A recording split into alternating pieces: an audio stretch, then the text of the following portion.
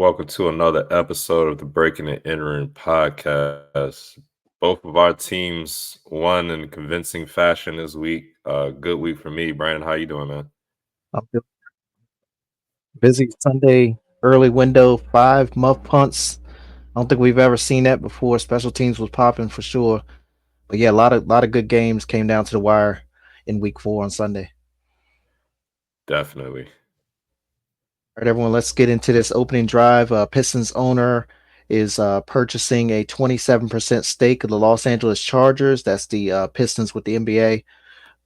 Matthew Stafford, he's moved to 10th all time in passing yards after a big game on Sunday. Broncos running back Tyler Batty, he was carted off the field with a back injury on Sunday. Cowboys defensive end Demarcus Lawrence, he's out 4 to 8 weeks because of a foot injury, and head coach Mike McCarthy says the team is preparing to play without their all-star pass rusher Micah Parsons Sunday night against Pittsburgh. Jags coach Doug Peterson, he said he's not concerned about his job status after starting the season 0-4.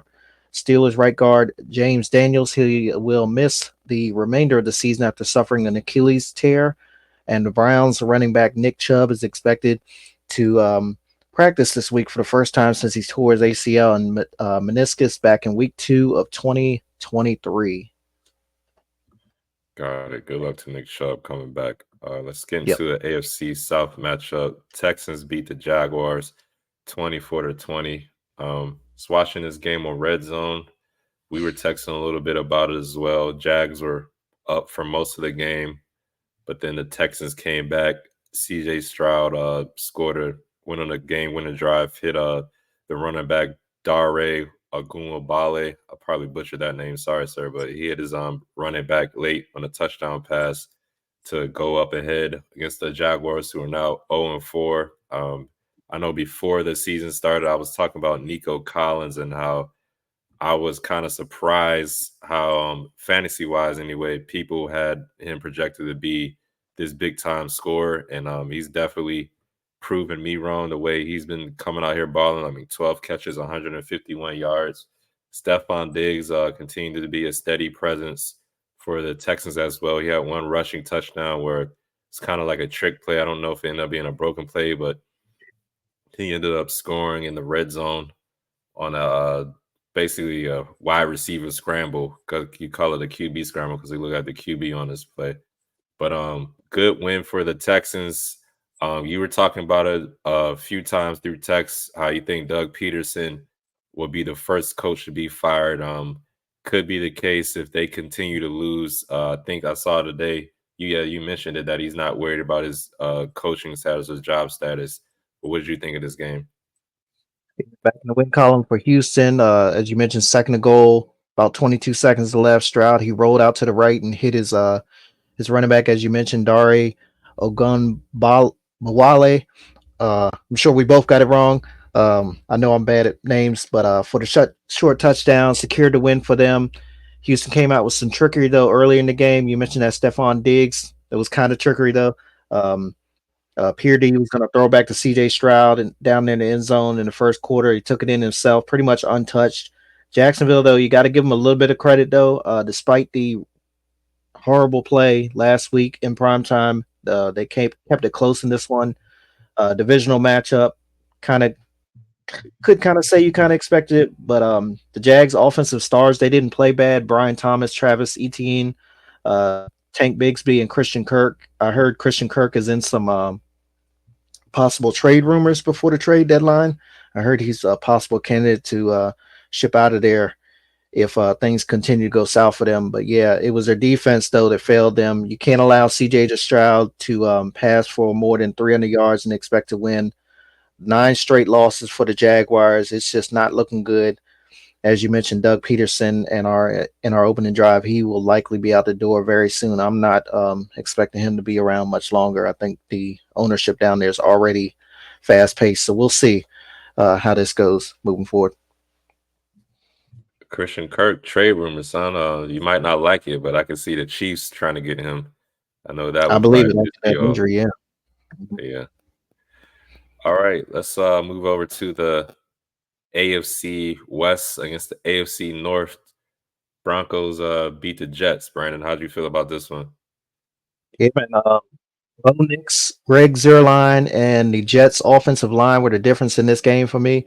Bo finished with only 60 passing yards after a dismal first half, but no turnovers. Got to give it to him. Denver managed to move the ball on the ground despite losing their running back, Tyler Batty, to what appeared to be a serious injury. I know they had to kind of lift him up and place him on the little cart thing and strap him down and everything. Hopefully he's okay. Greg Zerline, he had one job: kick the game-winning field goal with 50 seconds left in regulation, and he could not connect. It started looking like it was going to go in, but then it veered to the right. And I think the funniest part was, if you go back and watch it, I don't know if you saw it or not. It was a fan dressed in all yellow, like in a raincoat, and they were like, as the ball started to veer to the right, the fan was like this, going like that in the same direction. Almost looked like he was doing the Superman from back when we was in high school, Soldier Boy Superman move.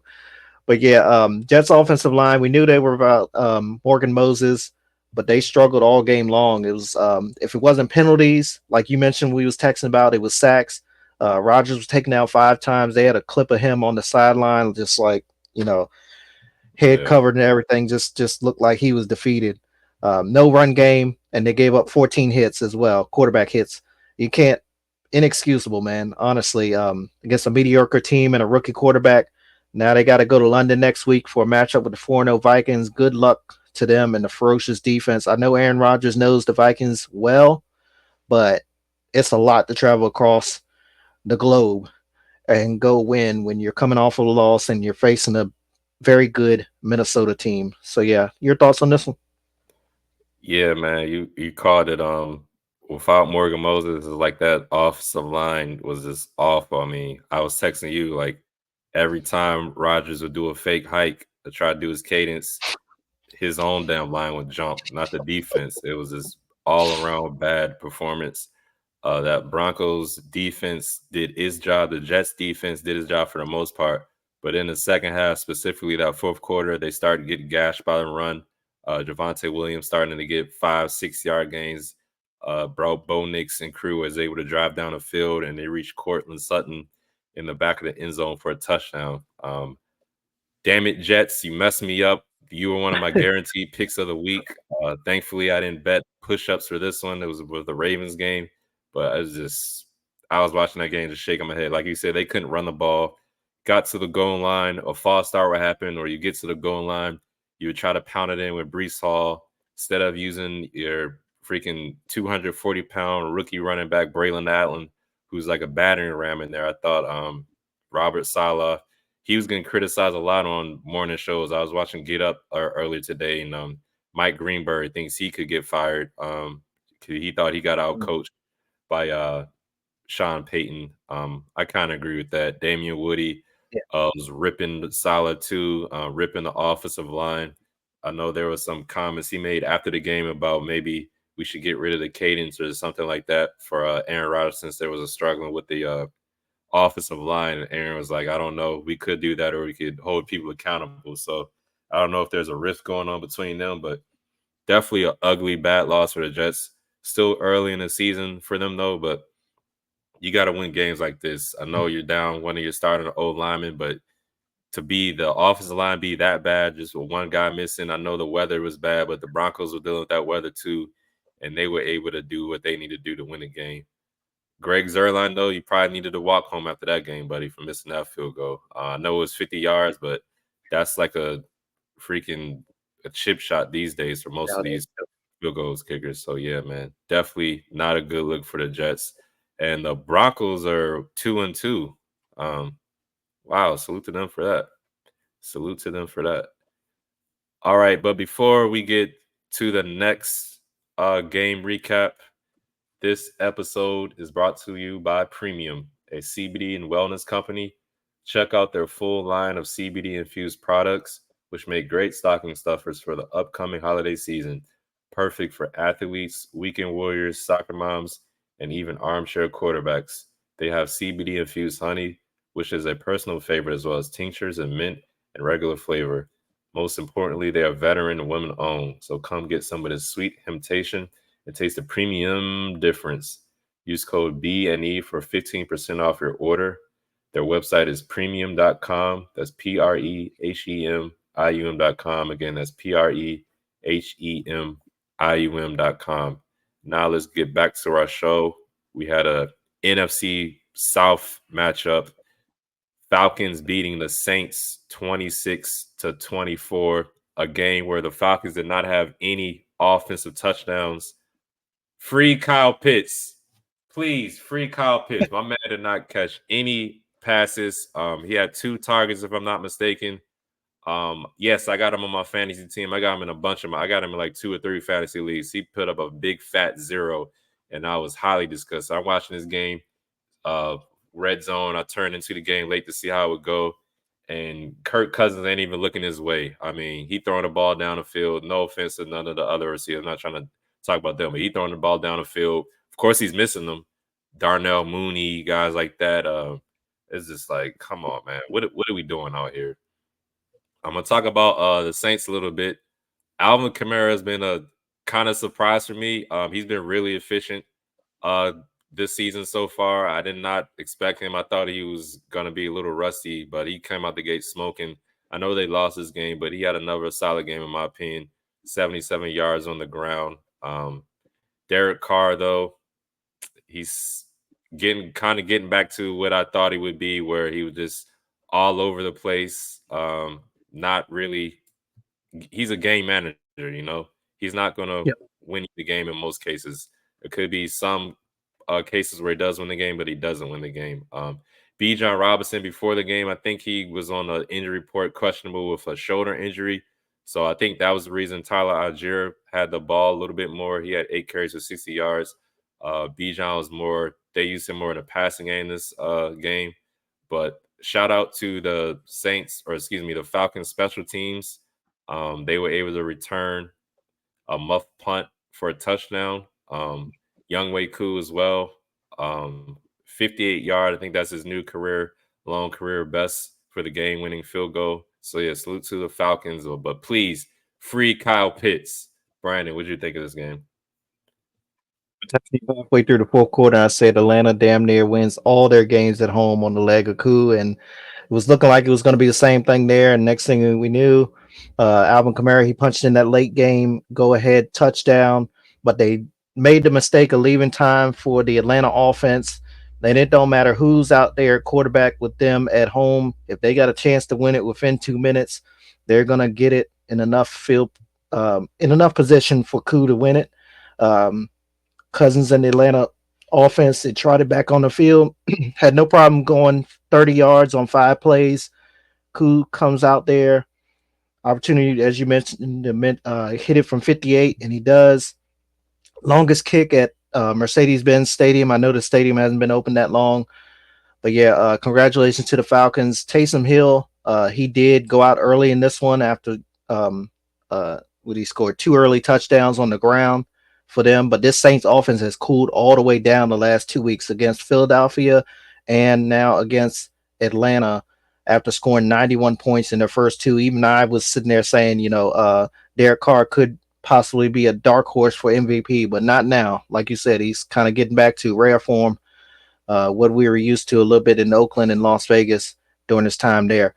Atlanta, though, despite the win, I think they need to tighten up their defense and get a little bit of pass rush.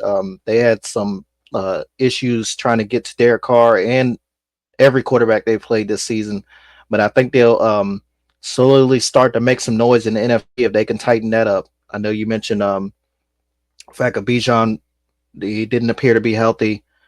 Drake London and Mooney and those guys, if you can get Kyle Pitts going, I think they can make some noise there in the National Football Conference.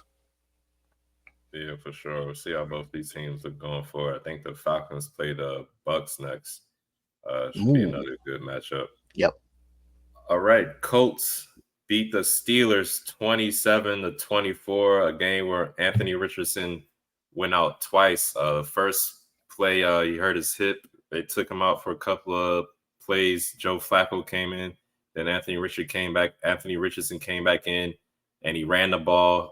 He slid late, took a hit from Fitzpatrick, or I'm butchering the Steelers safety name. You know what I'm talking about, though. He took a hit from him. Yeah. he took a hit from a man and then went out again. So I don't know, man. Looks like they said he avoided major injury with the hip. Joe Flacco came in, did Joe Flacco things, scored 2 touchdowns. Colts were able to win this game. Justin Fields at first looking a little sloppy, but he started finding his groove late. Wasn't enough, but he had 2 rushing touchdowns. George Pickens, I'm kind of surprised at the numbers he got with Justin Fields, but he had 7 catches, 113 yards. Um, Jonathan Taylor, though, for the Colts, another good game for him. 21 carries, 88 yards, and a touchdown. And Michael Pittman, he had a good game as well with 113 yards receiving. So I wonder if Joe Flacco is going to get another start this week or next week, or if Anthony Richardson will be back. But I won't be surprised. We were both talking about it. If Joe Flacco does come back in, he does this with another team, I think he'll be a Hall of Famer if they make it to the playoffs with Joe Flacco. I wouldn't be surprised. But what are your thoughts on this game? Russell Wilson was going to end up playing because Fields is out there stinking up, and you certainly were right. He was sacked 4 times. He fumbled against a bottom tier defense, in my opinion, a defense that wasn't known for making noise like they did in this one. Steelers team, they have a great defense as well, but they don't have the offense. So when they got to go toe to toe with teams, they just can't keep up. I got to give credit where credit's due because they fought back from being down 17-0. But yeah, they can't compete with teams through the air, despite the fact Justin Fields had 312 yards passing. That still shocks me right now. But yeah, legend of Joe Flacco. I said in the preseason the MVP of this Colts team is going to be the backup quarterback, and he's the backup quarterback. We saw it on Sunday. He came in. He had a 15-yard touchdown to Kylan Granson, led his team on a 10-play, 54-yard drive. And then got it back with a field goal with less than 5 minutes off the clock there for the Colts. I think I'm hoping that Ant gets back on the field as soon as possible. I really like him. But yeah, like you mentioned, if Joe Flacco's out there, I think they're in good hands moving forward.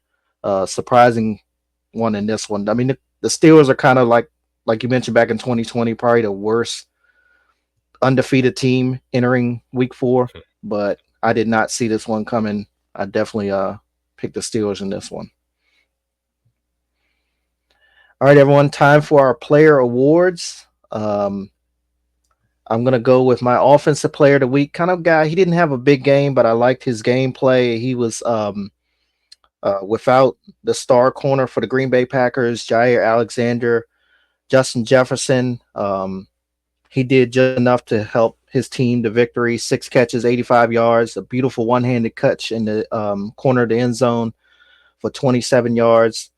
He's helping Sam Ghostman Darnold look like Dante Culpepper and Randall Cunningham out there. So yeah, Justin Jefferson in a very quiet game to his standards, but good win there for them to improve to 4-0. How about you, offensive player of the week? I'm gonna give it to your guy Derrick Henry, man. Came out there right out the gate, 87-yard touchdown run, finished with 199 yards. If he didn't have that fumble going into the end zone, he probably would have broke 200 yards. So yeah, I gotta give it to Derrick Henry. Defensive player of the week. I'm going to go out to Santa Clara, veteran defensive tackle for the 49ers, Kevin Givens. He had 3 tackles, 1 tackle for a loss, but 2.5 sacks on a day. Jacoby Brissett was taken down 6 times there at Levi's Stadium out there in sunny California. How about you? I'm gonna stick with Santa Clara, San Fran. I'm gonna give it to Fred Warner. I think he had 5 total tackles and he had a pick 6 as well. Great return for him. So yeah, I'm gonna give it to Fred Warner. We might be on the same page here. Younghoe Koo is my special teams player of the week. 2 extra points, 4 field goals. 2 of those were from 50 plus, including that game winner right down the middle. Know how to win games there at home on the leg of Younghoe Koo. I think I said going into the season he was the best kicker in the NFC. After Brandon Aubrey hit that 65-yarder, I think he's the second best, but he's still damn good. How about you? Yep, same for me. I also had him in my fantasy league, so he did good for me. But in another fantasy league, I was playing against him, so he was killing me. So yeah, salute to Younghoe Koo. Bonehead play, call, or move of the week. I got to stick with my Ravens. 1:11 left in the second quarter. Josh Allen, he made a big play. Marlon Humphrey, he saw the hurry up offense coming into play, so he rose his hand and went to the ground. Of course, the refs called us a timeout, despite the fact that Sean McDermott also called a timeout at the same time. Okay, fine and dandy. We know how it works in that situation. We burned a timeout. We didn't really need it. We was up by 21-3 at that point. Come out of the timeout, both teams line up. John Harbaugh calls timeout. That's a no-no. Okay, can't do that, John. You should know the rules of the game by now. You only been coached about 16 years in the National Football League, plus an assistant several years more. We get called for the delay game because of that. You cannot call back-to-back timeouts, even though technically he didn't call the first one. It counted as a timeout. Thank God they ended up punting the ball a couple plays later in the drive, but still, he honestly looked like Joe Gibbs out there. I don't know if you remember. I think it was against the Patriots when Joe Gibbs called back-to-back timeouts, and all you saw him staring up into the stands like that. Bonehead call play the move of the week. Who you got? Rashid Shaheed, take a bow, my friend. Not only did you try to field the punt inside your own 5, I mean, the ball came, I think it was like the 3-yard line where you try to field it. Not only did you try to field the punt, but you end up muffing the punt when the Falcons recovered in the end zone and scored a touchdown. Like I mentioned earlier, the Falcons did not have any offensive touchdowns that I'm aware of. I could be mistaken, but I don't think they did. Your bonehead play was one of the main reasons they lost. You kind of had a good game offensive wise, but that muff point where Falcons recovered for a touchdown was not a good look. You trying to field the punt inside your own 5-yard line was also crazy. So you get double bonehead play for me, buddy. Rashid Shaheed, man, of the Saints. Definitely not a good look. Definitely not. All right, let's look at the other scores around the league. We had the Cowboys, of course, in Thursday Night Football win their 7th straight over the Giants, 20-15. Vikings outlasted the Packers, 31-29. Bengals finally got their first win of the season over the Panthers, 34-24. Bears improved to 2-0 at home after a 24-18 win over the Rams. They're 2-2 in the season now. Bucks manhandled the Eagles, 33-16. It's looking funny in the light for the Eagles, man. San Fran improved to 2-0 at home after a 30-13 win over the Patriots. Brissett, God help you. Y'all go ahead and put Drake May out there if you want to, but he's probably going to take the same amount of abuse without O-line because they are awful. Chiefs are now 4-0 after taking down the Chargers 17-10. Commanders crushed the Cardinals 42-14 at State Farm Stadium, and Ravens topped the Bills 35-10. Brandon, you got any thoughts on any of these games? Yeah, man, Vikings Packers. I mentioned Justin Jefferson, beautiful one-handed catch. The Packers defense was missing Jair Alexander. Those two were, I thought, was going to be a beautiful matchup. And next thing I know, 90 minutes before kickoff, they said Jair wasn't playing. But yeah, again, this Minnesota defense on the other side, they are something to watch for sure. 4 forced turnovers, 3 interceptions of Jordan Love. I mentioned heading into the week, I don't know if I said it on air or not, but I thought Jordan Love, they should have kept him out of this game against Minnesota. Just take the loss, you know what I'm saying? One way or another, I didn't think, I mean, I kind of thought Green Bay was going to win, but I mean, all in all, he shouldn't have played. Eagles, Bucks, the Eagles, they're missing their wide receivers for sure. Dallas Goedert, he's on a hot streak though. Big win there for Tampa. As you mentioned, never know what we're going to get from Baker, but he definitely showed up again on Sunday.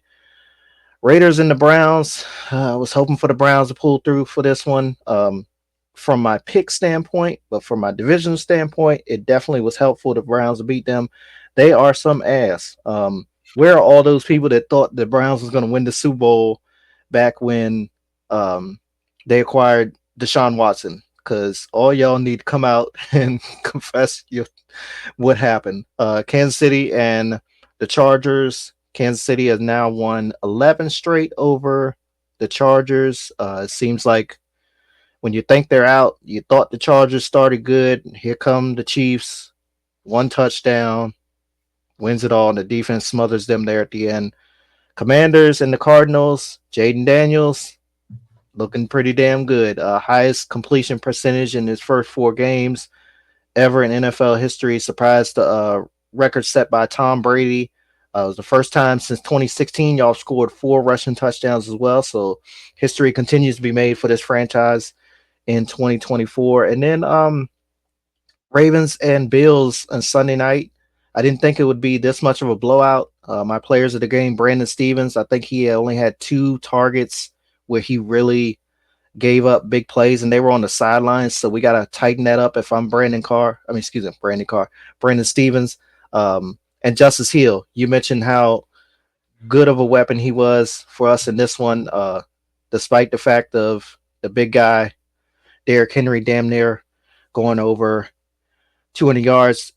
I want to see 224 yards next week against the Bengals. Ice up Derrick Henry, get your massage in, all your rehab done, get back straight for next week. He's not injured. I just needed him to be full strength against Cincinnati Bengals. Which of these games caught your attention? Yeah, I'm gonna keep it short. I'm just happy with the Commanders and how they're playing. Jaden Daniels looks like a star in the making. Going to keep it measured though. Going to take it week by week, but I'm really happy with the Commanders. I won't be surprised if by the end of the year he's the best quarterback in the NFC East. Yeah, All right, y'all leading NFCs too. yes, sir. We Yeah, got another Monday night doubleheader. Titans and Dolphins and Seahawks at Lions. I'm going to keep it short. I think it's going to be Dolphins with your boy Snoop Huntley. And I like yep. the Lions. Me and Monday night picks, though. Good Lord help me with my picks. But yeah, I got Dolphins and Lions. How about you? I agree. I'm going with the Dolphins with Snoop, Tyler Huntley. I think they'll try to stretch out this Titans defense and put up some points, get back in the groove of things. And then with Seahawks Lions, I'm actually go with the Seahawks. They've pretty much owned the Lions there at Ford Field. Last couple years, I think they beat them twice over the last 2 seasons, and again 4 straight against them, and they're pretty good overall. The overall record against them. I like this Mike McDonald defense. I think they're number 1 in pass defense. They'll have their hands full with those guys out there for Detroit. I think Seattle's a little banged up front as well, but we'll see how it goes. I like Seattle and Miami, 1 road and 1 home. Gotcha. All right, everyone. Heading into week 5, we got 4 teams on bye week. Tampa Bay and Atlanta. They'll open the They'll open the week 5 slate on Thursday Night Football, while the Jets and Falcons travel to London for a showdown early Sunday morning. We'll be back later in the week. Definitely looking forward to it all. Thanks for everybody for watching, listening, and all the support on social media. Until next time, love one another. And all the victims of Hurricane Helene, we're praying for y'all. I hope everybody is able to get back together on that. All right, y'all.